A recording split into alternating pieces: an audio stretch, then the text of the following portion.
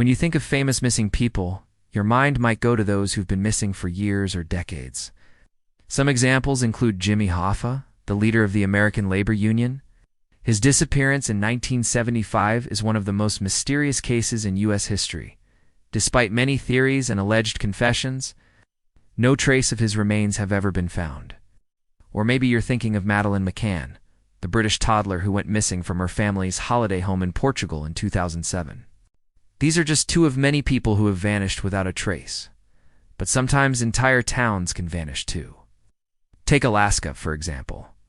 Alaska has a number of small towns scattered throughout its vast landscape, many of which were once bustling communities of gold miners or whalers. But as the resources they depended on dwindled, many of these towns were abandoned, and their residents moved away, leaving the settlements deserted. This is why there are now ghost towns all over the state. In fact, it is estimated that around 40% of Alaska, 1,700 or so communities, are considered to be either abandoned or have very few people living in them. One of the most well-known of these ghost towns is Teller, located on the Seward Peninsula about 800 miles from Anchorage. While it was never really a large settlement, reaching only a population of around 160 by the 1930s, it had all the usual trappings of a typical frontier town. There was a jail, schoolhouse, post office, trading store, and even a newspaper. For a while, though, life was good in Teller. Gold had been discovered in the area back in 1898 and brought thousands of prospectors rushing to the area. They built tents and cabins, and eventually shacks and houses, and Teller became a hub of commerce for the surrounding mining camps. But as with many of the world's gold rushes, the gold soon ran out, and the rush began to wane. By the early 20th century, there were fewer than 100 people left living in Teller. But unlike other settlements, Teller didn't fade away into obscurity. It actually had another boom, this time thanks to World War II. When the Japanese began advancing across the Pacific and moving closer to the United States, military leaders realized how vulnerable the country's west coast was. They decided to build a radar base near Teller to warn them of incoming attacks. Suddenly, Teller's population boomed, back up to 160. A mess hall was constructed, and barracks housed the influx of new military personnel. But this second boom didn't last long either. By 1958, the threat posed by Japan had subsided. And 2 years later, the government sold the land to private owners and shut down the base. With its economy once again in shambles, the remaining residents packed up and left, leaving the buildings behind. Today, all that remains of Teller's wartime boom is a rusted metal skeleton of the mess hall and a few concrete foundations where the barracks once stood. In recent years, some brave tourists and adventurers have made their way to Teller to explore what little remains. While some of the buildings have completely fallen apart, others, like the jail and schoolhouse, still stand somewhat intact. However, the journey to Teller isn't easy. It's only accessible by a bush plane or a 6-day hike through the Alaskan wilderness.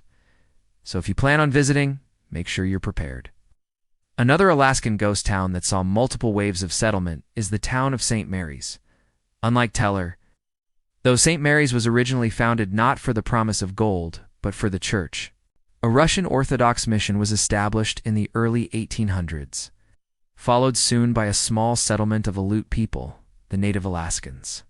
Over the next several decades, the settlement grew, shrinking again after the Russian-American Company, which had been operating Alaska as a colony under a charter granted by the Russian government, sold Alaska to the U.S. in 1867. The town had a second boom during the gold rush when prospectors would pass through on their way to the Nome gold fields. It was around this time that the settlement was renamed St. Mary's, but the third and final wave of settlers were reindeer herders, who were brought to Alaska by the U.S. government in an effort to create a source of food for the native population. The government believed that reindeer were ideally suited to Alaska, its harsh climate and plentiful forage, and that raising reindeer could become a lucrative industry. Unfortunately, they had undone their homework and didn't realize that the animals could easily escape and roam wild. Within a few years, there were thousands of reindeer in Alaska, more than the native population could eat, and the reindeer industry collapsed.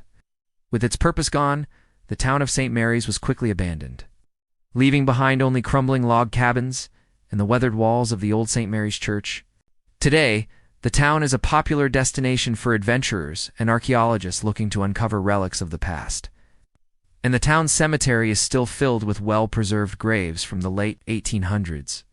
But perhaps one of the most haunting Alaskan ghost towns is the island of Shishmaref. Shishmaref is a small Arctic island about 200 miles north of Teller.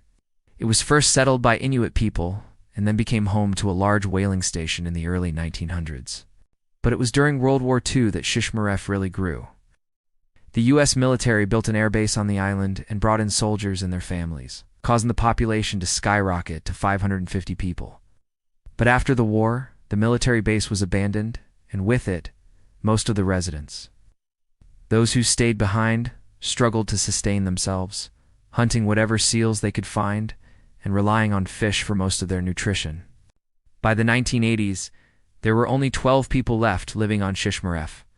But even they were forced to leave in 2003 when the island began to fall apart.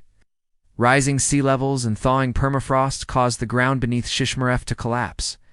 Buildings crumbled into the sea, and residents were forced to abandon their homes.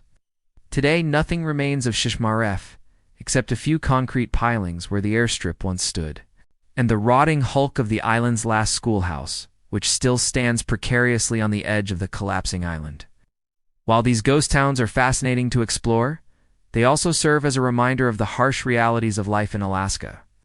Even today, many of Alaska's remaining towns struggle to stay afloat, both literally and figuratively. The state is one of the most expensive places to live in the United States, with high costs for everything from groceries to utilities. And many towns are struggling to maintain their infrastructure. But despite these challenges, many Alaskans wouldn't trade their way of life for anything. The state is known for its breathtaking natural beauty, from its snow-capped mountains to its vast wilderness areas.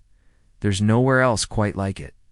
And while life in Alaska may be tough, it's also filled with a sense of adventure and independence that's hard to find anywhere else.